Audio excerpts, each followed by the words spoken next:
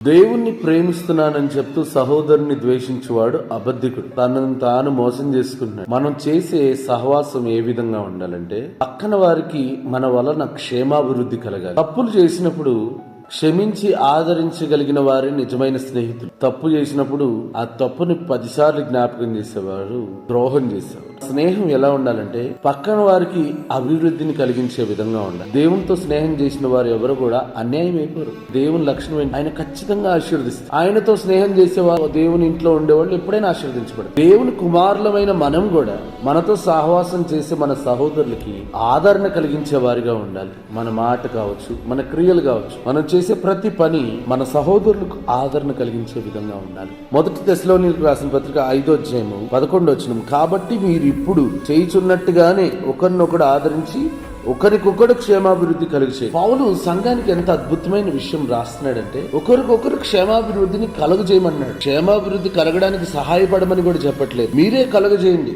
ఎవరైనా మీ స్నేహితుడు బిజినెస్ చేస్తే ఆ బిజినెస్ ని మీరు ప్రమోట్ చేయాలి. ఎవరైనా నీ ఫ్రెండ్ జాబ్ చేస్తే అతనికి సహాయపడాలి. ఈరోజు పక్కన వారు బాగా డెవలప్ అవుతున్నారంటే చూస్తూ సంతోషించలేని పరిస్థితిలో, అలాంటి పరిస్థితుల్లో మనం జీవిస్తున్నాం కదా.